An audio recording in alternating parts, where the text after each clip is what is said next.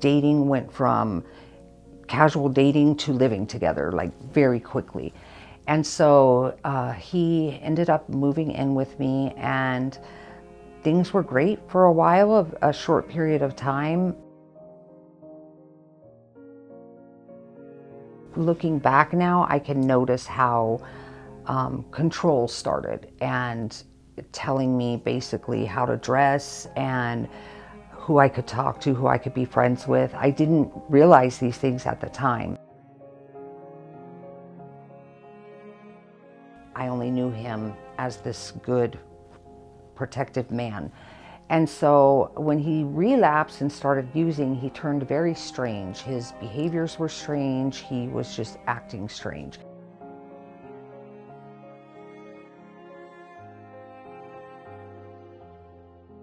And so I had my youngest daughter living at home, and I told him that he couldn't be around. And so I told him if he went to treatment, that possibly we could work things out.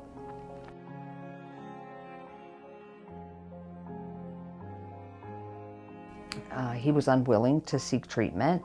I kicked him out of the house, and he left. Shortly, within days of him leaving, I started noticing that my house had been broken into. I had changed all the locks and the window locks, but I could tell he had been there during the day. I came home from work one day on a lunch break, and he was in my house. And I told him he needed to leave. He was not willing to leave, and he grabbed me by the lanyard that was held my work badge and threw me against a wall. He was a very big man, and when he threw me against the wall, my head just hit perfectly on the wall, and it knocked me out. When I came to, I felt very dizzy and confused, and he said he would take me to the hospital. It was an unspoken conversation that I was not to tell what happened. So when I got there, I immediately said that I tripped on something in my living room, and I fell and hit my head on the wall. He sat there with me, right next to me the whole time, being comforting and all of these things. And when they took me back to CAT scan, he tried to go, and they told him he couldn't go. He knew that I was going to say something, and so when they took me back, I told the nurse. She ended up contacting the police department, and he was already gone from the hospital. One day I came home from work, and it was winter time, and so it was dark early. Thank God my daughter was at cheer practice and not with me, but I walked in and all my lights were off, which was normal. I had been at work all day, but there was no sun shining in because it was winter time. And so when I walked in through my carport into my kitchen and I turned on my kitchen light, I noticed that every knife that I owned was laid out very methodically on my counter from big to small. And it just didn't dawn on me what was happening. I didn't realize, it didn't click that he had done that. He was sitting there just looking down. He had on a black hoodie and black pants and black shoes. And I didn't say anything to him. I didn't know if he had seen me. I didn't know what was happening. So I walked out and called 911. Once I got out my door, I just ran and I called 911. When they came, unfortunately, there was nothing they could do because he denied it. He denied that that was him. So he was gone, and as the cycle of abuse goes, I started accepting his phone calls when he would call.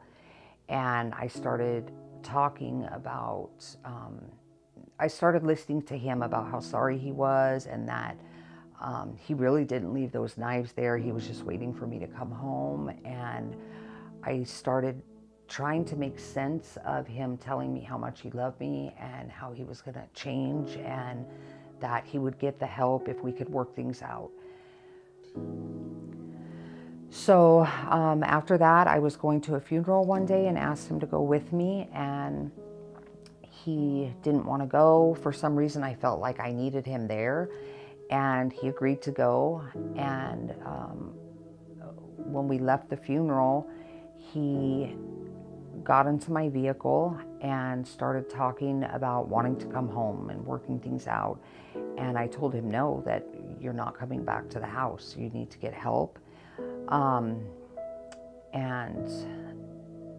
that was a horrible day. He said that if I wasn't going to let him come home, then I needed to give him money. He needed to be able to live, and I owed it to him that I should be supporting him because I kicked him out of the house.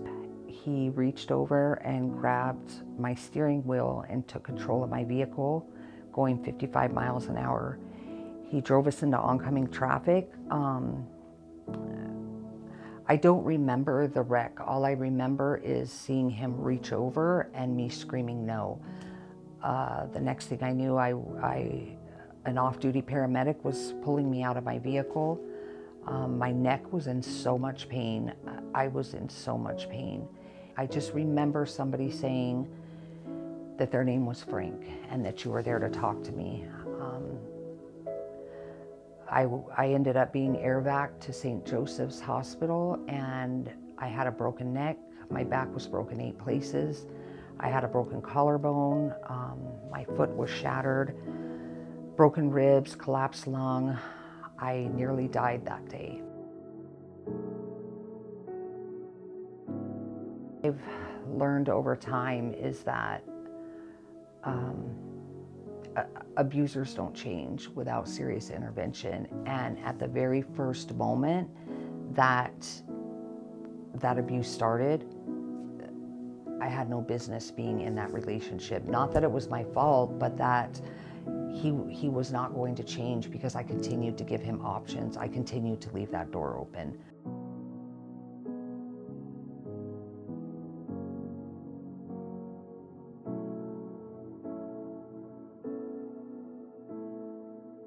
So Lacy, when she was 19, she kind of went back and forth between me and her dad, and at this point she was back in North Carolina with her dad, 19 years old, and we had a great relationship. We talked on the phone, if not every day, every other day.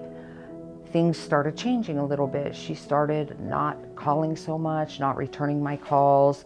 I noticed her Facebook page she was never posting.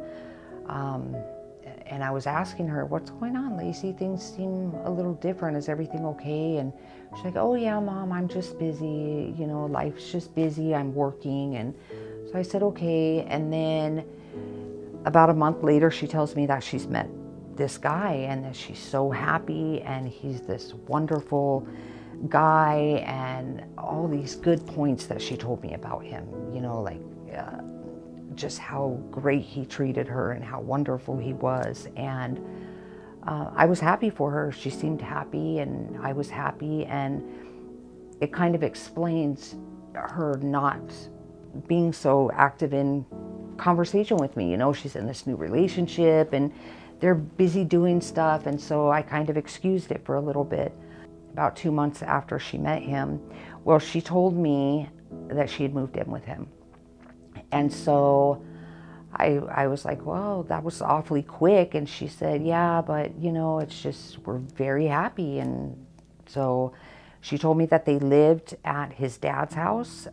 His dad had a big house and the whole upstairs of the house was theirs. I started noticing that Facebook posts were non-existent, but every once in a while there would be a picture of she would put a picture on Facebook, and it was never a picture of just her. It was her and him, which is okay, you know, new relationship, but I just didn't like the pictures that I was seeing. It was nothing I could point out. Looking back now and knowing what I know, I can see the control in the pictures, the way that he held her. It's very apparent to me now. Finally, I messaged Lacy on Facebook and I said, look, I'm very concerned. I don't know what's going on. Just let me know that you're okay. I need to hear your voice. And so she messaged back and she said, Mom, I'm fine. I promise. I've just been busy working and I lost my phone. Here's Michael's phone number. You can reach me on this phone number. And I didn't like that because I felt like I wasn't so sure she had lost her phone. I didn't know what was going on, but I knew something had changed significantly. So in July, she called me and she said she wanted to come home. And I told her, well, of course, you know, you always have a room here. And she said, but I want to bring Michael. I was very uncomfortable with this because I didn't know him. I had not even spoke to him on the phone. And I had my 14-year-old daughter that I was raising. And so I told her, Lacy, I just don't think that's a good idea. You know, I don't know him and I'm raising Jasmine and I'm very uncomfortable with that. You can come, but I don't know about him coming right now. And so she sounded very disappointed and we hung up the phone and I thought about it and something in me just told me she needed to be home. On July 11th, I woke up in a complete panic. I sat up in bed, I couldn't breathe, I was feeling panicky. I didn't know what was wrong with me. Now, I had talked to Lacy the day before all day. She had called me, they were traveling. She had a little dog that she had just gotten. She had only had the dog 17 days, so she's telling me, like her little baby, oh, Opie's being good, he's sleeping. And it was like it used to be, you know, things were good. We talked several times throughout the day. That night, she told me, Mom, we got a hotel room and we're gonna sleep and I'll call you in the morning. So I said, okay. So the next morning, I just woke up in an absolute panic. The day went on and I was at work and trying to tell myself everything was okay, even though I was completely panicked inside. About 1 o'clock in the afternoon, I got a call on my cell phone and it said, Kansas. Thought it was a telemarketer, and then something told me Lacy is traveling. And so I answered the phone and a man said, hi, is this Rhonda? And I said, yes. And he said, do you know Lacy? And I said, Lacy Martinez is my daughter. Is everything okay? And he said, no, ma'am. This is Lieutenant Schubert from the Kansas City Police Department. And I'm calling to let you know that your daughter is deceased. It was so cold and impersonal that I didn't believe him. I didn't believe this was a police officer calling me. Who would do that? So I ran to my boss's office and I threw him the phone and I said, help me, like, I don't understand what's happening. And he talked to him and then he gave me the phone and he said, it's true. And so in the fog of all of this, he told me that it was a murder-suicide and that a note had been left and it said, this is nobody's fault. Please call my dad with his dad's phone number and call Lacy's mom with my name and phone number.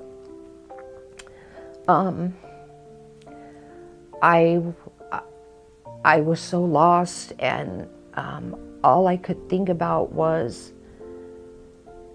how am I going to tell my kids? And how am I going to plan a funeral for my daughter? So I was left with this mess from domestic violence and I started seeing the signs of the reality of what had happened. And I'd never experienced such pain in my life. I was left to tell her dad, my family, but more importantly, my kids. I had to tell them that their sister had been murdered. It was the hardest thing at that point in my life that I had ever had to do. There's no explanation for taking someone's life, and this was her sister. And it was very hard on her. Kayla, my oldest, could not deal with it. She developed her addiction at that point, and she could not deal with the pain and the trauma of losing her sister.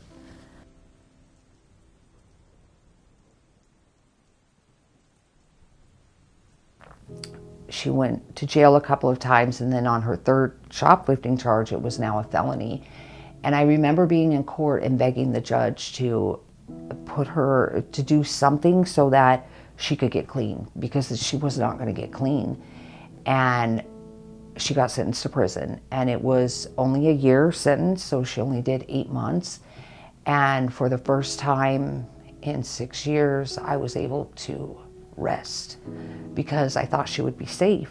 I thought being in prison that she would be safe and that she would be able to take this time to get the drugs out of her system and realize that you can still live, things are gonna hurt, but if you get help, we can get through them. And that was the only chance that I had, because if she kept using the drugs, she wouldn't want to get clean because she was not in a state of mind to realize that you can still have a life after loss.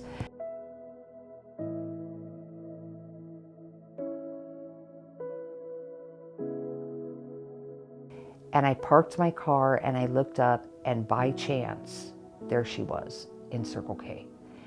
And she was with one of the men.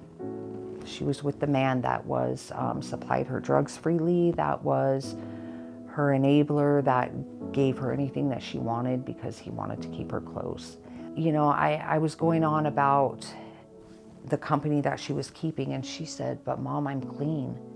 And I said, "I know, Kayla, but if you continue in this company, you're not going to be clean." And I was so scared. And so she went back, and I sent her a message on Messenger that night, and I said, "You know what, honey, I'm so sorry. Like, I didn't even tell you I'm proud of you. I'm so proud of you for being out of jail and being clean. I'm just scared. I'm so scared." And she said, "I know, Mom." She sent me a video, and she said, "Look, Mom," she showed me her room, and she said, I'm unpacking, and I know you're scared, Mom, but it's gonna be different this time." So the next day came, and I woke up in this familiar panic. And the same thing that had happened to me in 2013 had happened again. I sat straight up in bed and I couldn't breathe. And I was panicking, and I was trying to get hold of Kayla, and I couldn't get a hold of her. And the same exact scenario played out. Her phone was ringing and nobody was answering. And I was sending messages on Facebook and they weren't being read. Starting about 4 o'clock in the afternoon, I started calling the jail and the hospital, back and forth and back and forth. And eventually, I don't remember the time, but I feel like it was about 7 o'clock that night. Somebody at the hospital told me, "You know, you should probably call the police department." And that hadn't even dawned on me. So I called the police department, and dispatch told me that they needed to know my address because a detective needed to come and speak with me. And I knew what that meant. I lost it with dispatch, and I started screaming and yelling and saying, "Tell me what happened, where is she?" And shortly after that, a detective showed up and told me that my daughter had died of an overdose. And I asked, I was in denial. You know, I was like, this can't be happening to me again. This is not real. And I hadn't even cried. I was like in a panic. And I really didn't believe him. And so I said, "Well, what drugs were found?" And he said there were no drugs found. And I said, "What paraphernalia was found?" And he told me there was no paraphernalia found. And I said, "Then she didn't die of a drug overdose." And he said, "Well, we're sending her body for an autopsy. And if it comes back as an overdose, then that's how it will be." So I went to the scene. I don't remember how I got there. I don't remember if I followed him or if somebody told me where the house was, but I had somebody pick me up and take me there, and I don't know how I ended up there. There were uniform officers standing outside and detectives inside, and they were kind of standing off in the street, so nobody would go in, and they were telling me I had to leave, and I was telling them I'm not leaving because they said that my daughter's dead and she's not. And I'm not going to believe that she is until they bring her out. And so I don't know how long I was there, but eventually they brought my daughter out on a gurney in a body bag.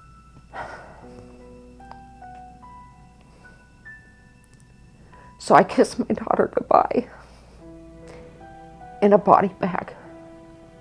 And I told her how sorry I was that I wasn't there to protect her. And they put her in the medical examiner's van and left with her.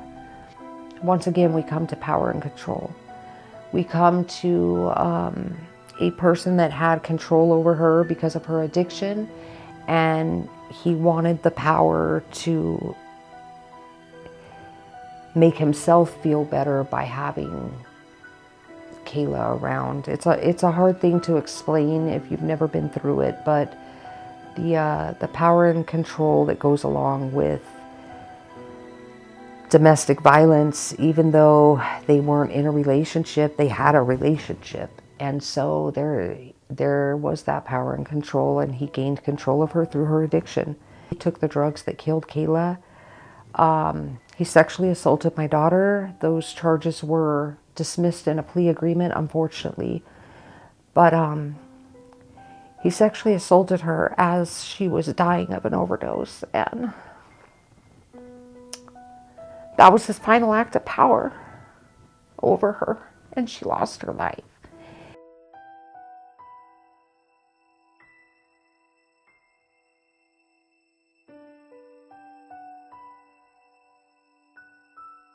I think that the biggest thing that we have to learn is to speak up, to ask for that help. It's scary. It's a scary thing to do, and it's shameful. When you're in the midst of it, you feel so ashamed that your life has gotten to this point, that you've given somebody else control of you unwillingly. You feel, you're made to feel like nobody cares. They're the only one that's there for you. And what are you going to do? You know, what are you going to do? You don't feel like there are options, although there are. And so reaching out, speaking up at the early stages is most important, because the longer it goes on, the more control they have. And with each incident, you show them, you know, it's not ever the victim's fault, but we do show them that this incident was okay, so the next one can be worse. And it's just, without early intervention, the longer it goes on, the worse it gets and the harder it is to reach out. You get to a point where you feel used to it, where it feels normal, and it's so not normal. When the criminal aspect of it surfaced, I do have to say that I don't think there's anything that the police department could have done differently. Like, you were absolutely amazing in working with me. You know, you came to where I was. I didn't have to go to the police department. You came, you were so patient with me, and I so appreciate your kindness. We've dealt with each other on a couple of things, and I've never felt judged by you. When I was forced to reach out, because I was literally in a wheelchair with a broken neck and a broken back, and it was no longer my option. You know, those options get taken from us if we don't ask for help. So it was no longer my option to ask for help, and you showed up with kindness. I never felt judged, and you gave me so much grace in my time of trying to deal with the trauma, and I do thank you for that.